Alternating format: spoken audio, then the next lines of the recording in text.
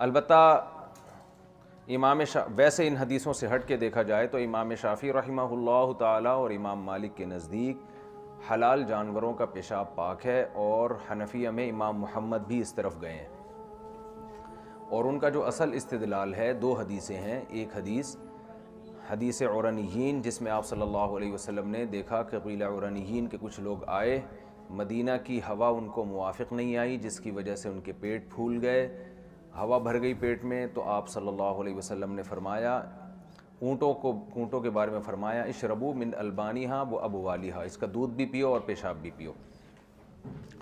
تو یہ حدیث عرنیین دلیل ہے امام مالک کی اور امام احمد بن حنبل اور امام شافعی کی کہ دیکھو اونٹ کا پیشاب کیا ہے، حلال جانور ہے اس لیے۔ اسی طرح حدیث میں آتا ہے صلوا فی مرابض الغنم، جو بکریوں کی چراگاہ ہوتی ہے نا، جہاں بکریاں باندھی جاتی ہیں شام کے وقت، تو وہاں نماز پڑھ سکتے ہو، حالانکہ وہاں تو پیشاب ہوتا ہے بکریوں کا، مینگنیاں بھی ہوتی ہیں۔ لیکن امام ابو حنیفہ، امام یوسف کے نزدیک حلال جانوروں کا پیشاب کیا ہے، ناپاک ہے۔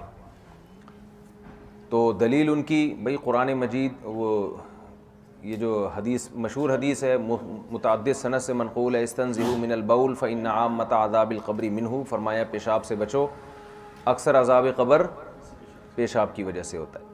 تو اس میں کوئی فرق نہیں کیا آپ نے جانوروں کا پیشاب، انسانوں کا پیشاب۔ حدیث میں آتا ہے مرہ رسول اللہ صلی اللہ علیہ وسلم بقبرین، دو قبروں کے پاس سے آپ گزرے۔ یہ حدیثیں سب صحیح ہیں، یعنی جو مخالفین ہیں وہ بھی حدیث کو صحیح مانتے ہیں، مشہور حدیث ہیں۔ اب میں اگر ہم بہت ڈیٹیل میں جائیں گے نا ایک ایک چیز میں، پھر یہ کتاب ہماری یعنی اب موٹی موٹی تفصیل ہی پڑھ سکتے ہیں، اب پوری کتاب ختم کرانی ہے، تو خلاصہ پیش کر رہا ہوں۔ حوالے نکالنا کوئی مشکل کام نہیں ہے، گوگل پہ لکھو، حدیث کا حوالہ سامنے آ جائے گا، کتابوں میں مکتبہ شاملہ میں آ جائے گا سامنے، سمجھ رہے ہو؟ تو میں آپ کو خلاصہ پیش کر رہا ہوں۔ نبی صلی اللہ علیہ وسلم دو قبروں کے پاس سے گزرے تو آپ صلی اللہ علیہ وسلم نے فرمایا ان دونوں کو عذاب قبر ہو رہا ہے، وما يعذبان من کبیر، کسی بڑی بات کی وجہ سے نہیں ہو رہا۔ کیا مطلب؟ یعنی جس کو لوگ بڑا سمجھتے ہیں، اللہ کی نظر میں تو بڑی ہیں۔ ایک احدہما کان یمشی بالنمیمہ، ایک چغلیاں لگایا کرتے تھے، دوسرا کان لا یستنزہ من البول، لا یستتر من البول، یہ بھی ایک روایت میں پیشاب سے بچتے نہیں تھے۔ تو اس میں بھی کوئی یہ نہیں کہ اپنا پیشاب یا جانوروں علی الاطلاق ہے۔ تو اس سے بھی پتہ چلتا ہے، سعد ابن معاذ رضی اللہ تعالیٰ عنہ کے بارے میں حدیث میں آتا ہے جب ان کے قبر میں دفنایا گیا تو قبر نے ایک دفعہ ان کو اس طرح سے بھینچا ہے، تو وہاں بھی روایت میں ہے کہ پیشاب سے احتیاط نہیں کرتے تھے۔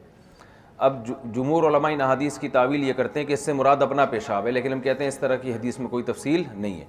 البتہ علامہ رشید احمد گنگوہی رحمۃ اللہ علیہ نے الکوکب الدری میں یہ بات بڑے وثوق کے ساتھ کہی ہے کہ حضرت سعد ابن معاذ رضی اللہ تعالیٰ عنہ کی زوجہ سے روایت ہے کہ سعد ابن معاذ بکریاں چرایا کرتے تھے اور جانوروں کے پیشاب سے احتیاط نہیں کرتے تھے، لیکن حضرت مفتی تقی عثمانی صاحب کہتے ہیں یہ روایت ہمیں کہیں ملی نہیں ہے، لیکن رشید احمد گنگوہی رحمۃ اللہ علیہ جیسے عالم نے بڑے وثوق کے ساتھ لکھا ہے تو کہیں دیکھا ہوگا۔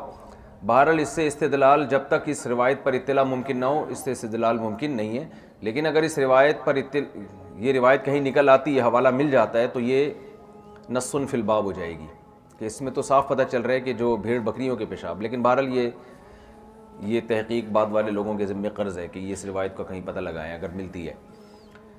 تو یہ عمومات رہا یہ مسئلہ کہ یہ جو نبی صلی اللہ علیہ وسلم نے مرابض غنم میں بکریوں کی چراگاہ میں اجازت، چراگاہ نہیں جہاں بکریاں باندھی جاتی ہیں، تو بھئی اس سے یہ کہاں ثابت ہوتا ہے کہ پیشاب کے اوپر نماز پڑھنے کی آپ نے اجازت دی ہے؟ ویسے بھی یہ نظافت کے بھی خلاف ہے۔ صرف بکریاں جہاں بنتی ہیں تو کسی کو اشکال ہو سکتا تھا کہ بھئی یہ ایسی خراب جگہ ہیں، تو کوئی بات نہیں، آپ وہاں مصلی بچھا کے نماز پڑھ لیں۔ رہا مسئلہ یہ حدیث عرانیین کا کہ یہ اونٹ کا پیشاب پینے کی آپ نے اجازت دی، تو اس کا جواب یہ ہے، بعض نے تو کہا یہ علفت طبناً وماءً باردن کے قبیل سے ہے، کہتے ہیں نا میں نے بکریوں کو چارہ اور پانی چرایا، حالانکہ پانی پلایا ہوتا ہے اور چارہ کھلایا ہوتا ہے، لیکن چارہ کھلایا اور پانی، تو پانی کی طرف بھی کھلانے کی نسبت کر دی جاتی ہے، اس لیے کہ مخاطب خود سمجھ جائے گا کہ پانی پینے کی چیز ہے، کھانے کی چیز نہیں ہے۔ تو اسی طرح اشربوا من البانیہا، اصل میں حدیث یوں تھی کہ آپ نے فرمایا اس کا دودھ پیو، واستعملوا ابوالہا، اور اس کا پانی واستعملوا، اور اس کا پیشاب استعمال کرو، یعنی خارجی استعمال۔ تو راوی نے اس کو یا راوی نے یا خود نبی صلی اللہ علیہ وسلم نے اختصاراً ذکر کر دیا اس کو، یہ بھی امکان موجود ہے، کیونکہ ایک حدیث ہمیں اگر ملے تو اس کی وجہ سے عام قاعدے سے نہیں ہٹا جاتا. اصول یعنی اخبار آحاد کے ذریعے ایک واقعہ جزوی واقعہ ہے، اس کے ذریعے اصول تھوڑی وضع کیا جائے گا. دوسری بات یہ کہ یہ حدیث میں کہیں بھی نہیں ملتا کسی صحابی نے اس پر عمل کیا ہو، خود نبی نے بھی کبھی عمل نہیں کیا. پوری زندگی آپ صلی اللہ علیہ وسلم سے کہیں یہ ثابت نہیں ہے کہ آپ نے کسی بیماری میں اونٹنی کا پیشاب پینے کی اجازت دی ہو، یا خود پیا ہو، یا اس سے احتیاط نہ کی ہو، یا کسی صحابی نے اس پر عمل کیا ہو. تو اس کا صحیح جواب احناف کے نزدیک یہ ہے کہ نبی صلی اللہ علیہ وسلم کو بذریعہ وحی علم ہو گیا ہوگا کہ ان کی بیماری کا علاج اونٹ کے پیشاب کے علاوہ کسی اور چیز میں نہیں ہے. تو یہ ممکن ہے، وحی کا دروازہ کھلا ہوا تھا. تو یہ مضطر کے لیے ہے. ماہر طبیب ڈاکٹر اگر کسی کو کہہ دیں کہ آپ کی بیماری کا علاج فلاں چیز کے علاوہ کسی میں نہیں ہے، تو وہ حرام ہونے کے باوجود جائز ہو جائے گی. سمجھتے ہو کہ نہیں سمجھتے؟ تو یہ تداوی بالمحرم کے قبیل سے، حرام چیز سے علاج کرانا. تو اب ہمیں نہیں پتا کہ پیٹ کی بیماری کا علاج اونٹ کے پیشاب میں ہے یا نہیں ہے. کسی کا پیٹ خراب ہو جائے، پیٹ پھولنے لگے، تو اس کے لیے ہم یہ کہتے ہیں اونٹنی کا پیشاب یا کسی بھی جانور کا پیشاب پینا جائز نہیں ہے، اس لیے کہ ہم یقین سے نہیں کہہ سکتے. دوسری بات،